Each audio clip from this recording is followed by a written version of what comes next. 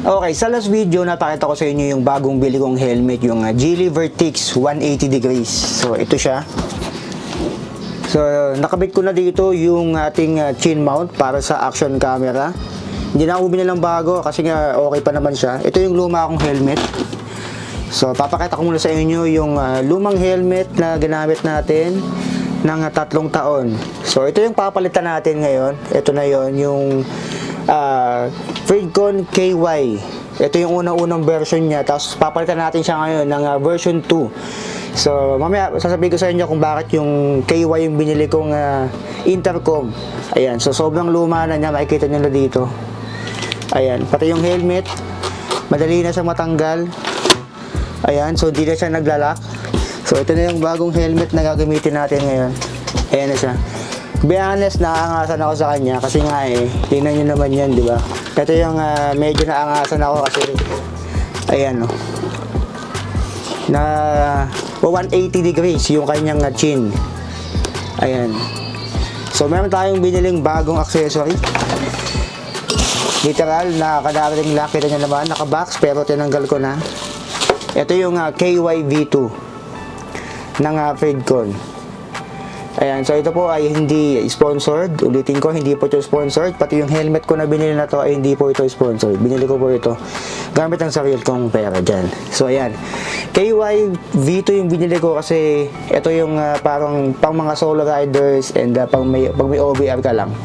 Yung mas mataas ng version nito, yung mga Hero Pro at yung mga T-Max ay para sa mga para sa mga riders na medyo madami, 6 to 8 groups. Pero ako kasi madalas ako mag-long ride ng solo. Ano naman yan, solo rider tayo, kaya ito yung binili ko.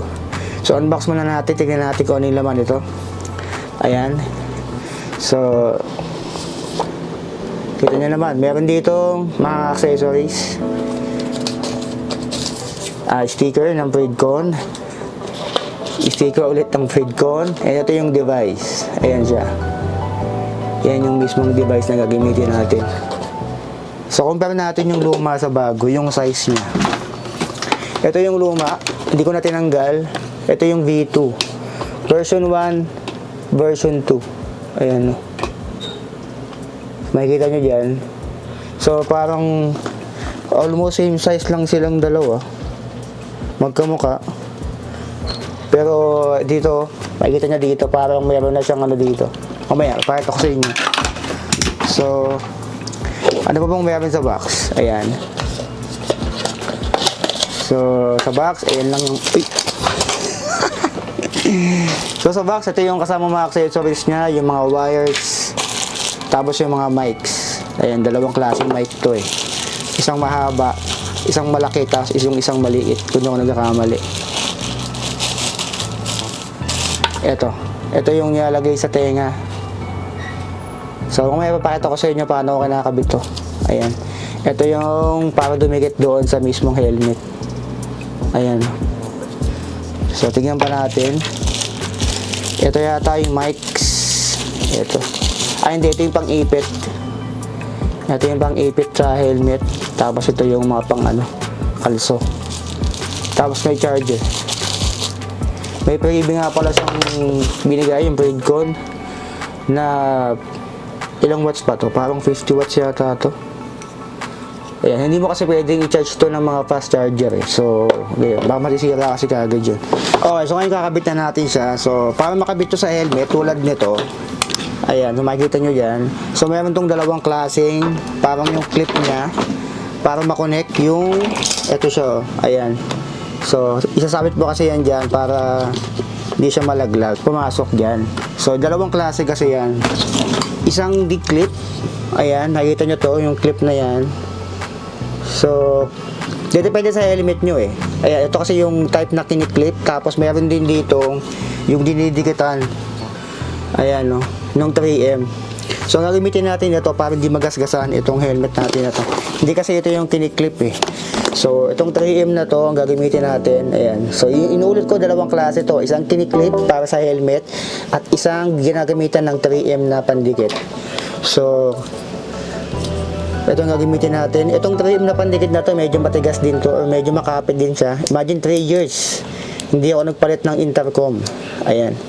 So, tanggalin natin yung sa 3M, tapos hanapin nyo lang yung medyo may uka. Ayan, yung hindi pantay na type, na part. Yung medyo may paliko. Tapos, i-level nyo lang dyan. Kita nyo dito. Ayan. So, dyan nyo ilalagay dito. Ayan. Idikit nyo dito. Ayan. So, ayan. So, nakabit na natin yung first part nyan. Tapos, tatanggalin nyo rin to para ito yung didikit nyo mismo sa may helmet. Dito. Didikit nyo dito yan. Ayan, dito. So, dito kung banda didikit. So, tanggalin natin tong may nakalagay na 3M dito. Ayan, so, diin nyo muna para siguradong hindi matanggal at tanggalin nyo yung sa 3M. So, tatanggalin natin tong sa 3M. Ayan. Okay. Ay, may matanggal. Madikit talaga siya. Ayan, makikita nyo dito, madikit talaga siya. Ayan. Ayan, ganyan siya kadikit. So, eto, kakabit naman natin to dito. Ayan. Mamimili lang kayo kung saan nyo part ilalagay. Kasi dito, nandito yung adjustan ng aking visor. Ayan, o. So, dito ko na lang lalagay sa part na to. Ayan. So, dito ko lalagay. Okay.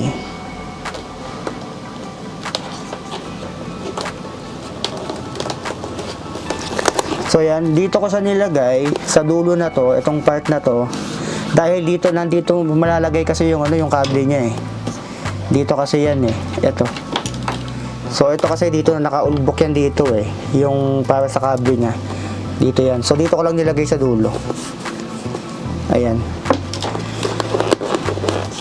Para kita pa rin yung gilid dito sa gilid. Ayan, saktong-sakto lang siya. Ayan, kita nyo, saktong-sakto lang. Ayan, so sa dulo ko siya nilagay.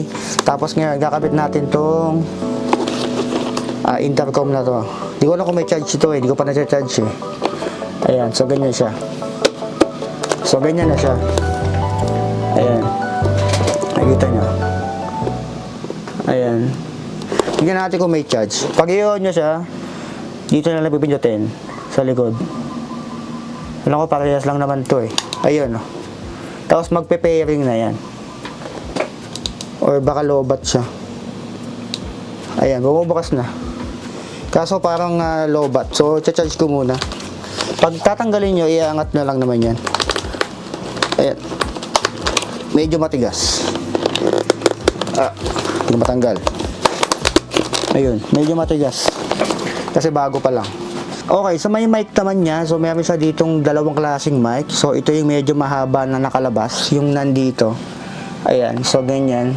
Pero hindi ko kasi ito ginagamit. Hindi naman kasi tayo joyride or MC taxi. So wala naman tayo madalas kausap. So ang gagamitin natin ay ito. Itong mic niya dito para hindi na ako maghahaba. Hindi na ako mag-aalala na baka masabit ko or something. Kasi ito yung lalagay natin sa ano. First things first, lalagay natin ito may adhesive dito para dumikit doon sa, ayan, ito kasi yan yun. Ayan, so para dumikit doon sa helmet na kakabitan natin dito.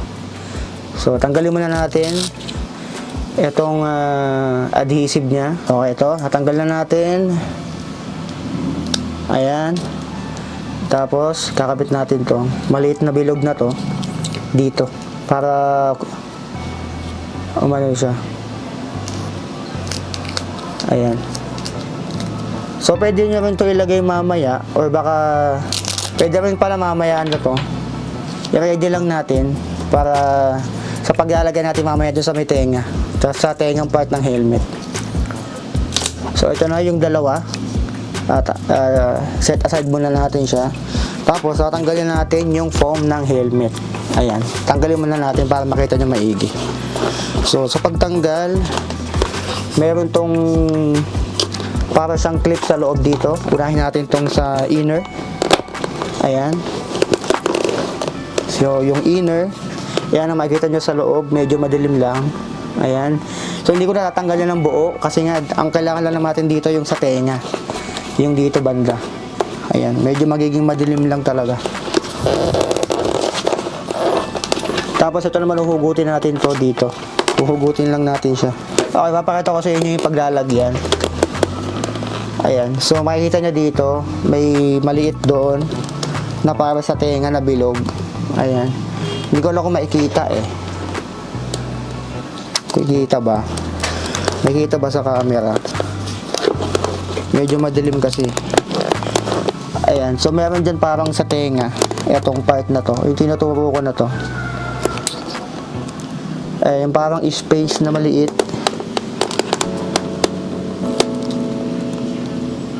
Itong tinuturo ko na to. Ayan. So yung pabilog na yan, yan yung paglalagyan natin nung maliliit na tape.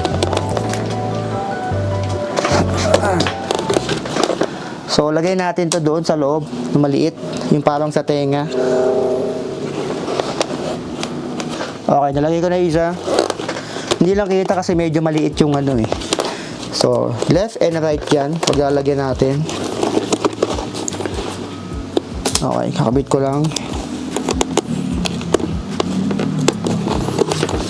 Okay, ayan.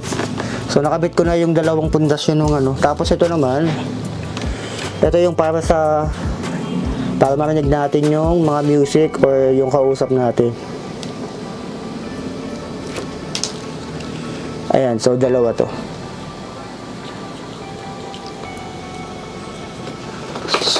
Ayan, so kakabit na natin to. Pero first things first, kailangan natin matansya. So kakabit muna natin tong intercom dito. Ito. Kabit nyo muna intercom. Tapos papasok nyo muna yung kanyang connector dito sa ilalim para matansya nyo kasi. Ayan. So pasok nyo muna to. Mas maganda kasi kung tatanggalin nyo para dito eh. Ayan. Tanggalin natin tong ano para mapasok natin yung kable dito. Ayan, so tatanggalin muna natin. Pasok natin yung kable.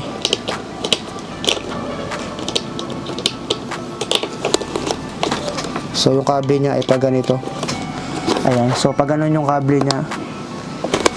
So papasok natin sa loob yung kable nito. Ayan, so papasok natin sa loob yung kable. Unahin natin yung pinakamaiksi. Ayan, kung ano yung nandito, kung nasaan part yung intercom nyo, yun yung pinakamaiksi kasi dalawa to, isang mahaba, isang maiksi.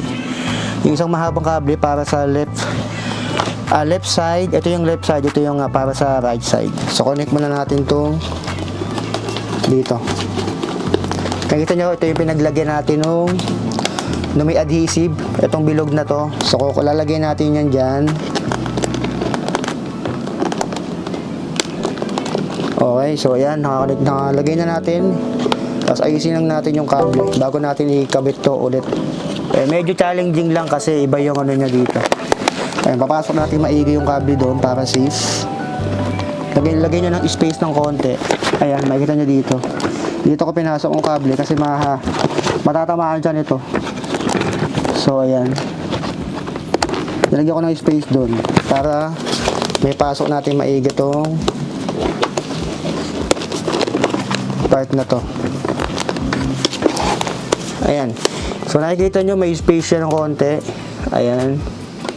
Ayan yung intercom natin. So okay na to. Goods na tong ganito. Wag lang yung sobrang sikip. Yung tipong wala na siyang space at least. Ayan. So kukonek naman natin yung kabila. Eto. Kukonek mo lang sa kabilang side. Okay. So ayan. And then, itong mic na to, nasa sa'yo kung lalagay mo sa left or right. Pero para sa akin kasi, dapat nanditong side. Nasa may right side ko. Dito. So, sa right side.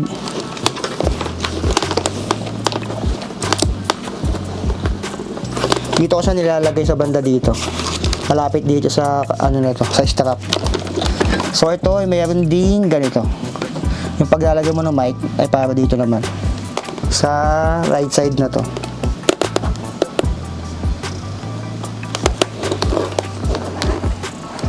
Ayan, tapos yung mic i-connect na natin doon.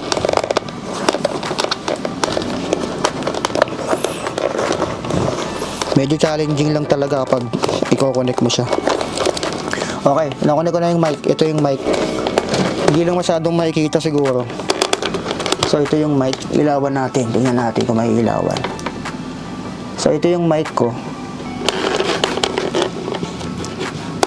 Ayan. So nandito yung mic. Nandito yung ear muffs. Sa side na to. So ito yung mic ko. Malapit sa strap. So kita pa naman. Ayan. So medyo mahirap lang kasi medyo masikip yung ano niya. Tapos yung mga kable, aayusin mo na lang. Itong mga kable niya, aayusin mo na lang yan para hindi makasagabal. Tapos babalik mo na yung cushion niya.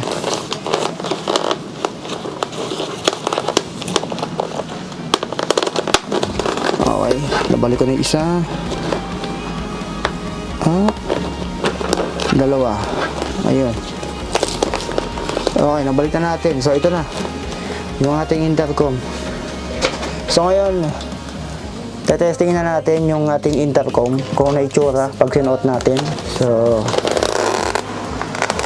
okay. Ito yung itsura niya. Okay, ayan. So, ito yung intercom. Ayan. So medyo mas malayo ko lang pala na ilagay kasi yung dati ko nandito lang sa gilid na to. Pero meron kasing ganito dito yung adjacent nito. Kaya dito ko siya nalagay. Ayan yung tsura niya. Ayan, kapag may intercom. Tapos yung mic ko ay nandito. Itong side na to. Nandito yung mic sa pinipindot ko na to. Itong maliit. Pwede naman dito na sa inyo pero kasi nasanay ako na nandito yung mic ko. Ayan, so rinig pa naman yan. Ayan, so okay na yung helmet natin. Ayan.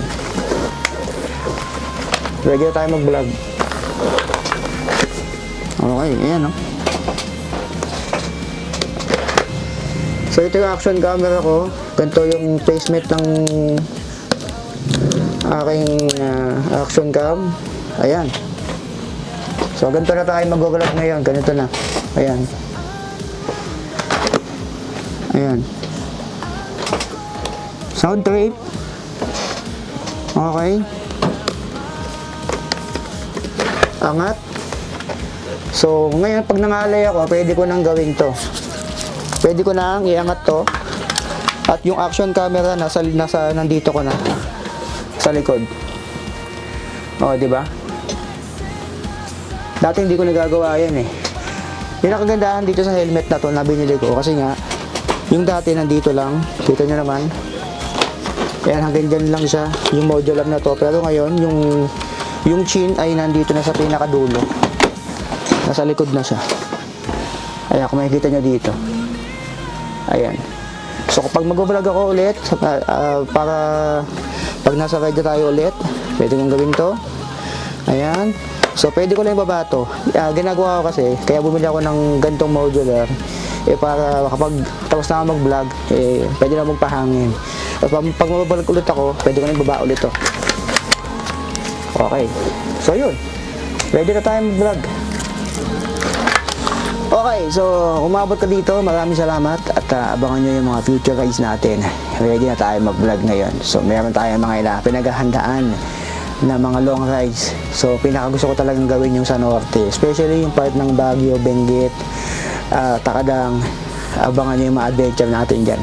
Magbabalik na tayo. So yun lang, kung umabot ka dito, maraming salamat at comment mo sa baba kung taga-saan ka para naman malaman ko kung saan umabot tong video na to. So yun lang, maraming salamat, like, comment, share, and subscribe. Abangan nyo yung mga susunod nating uploads dahil mag-rides na tayo. Peace out.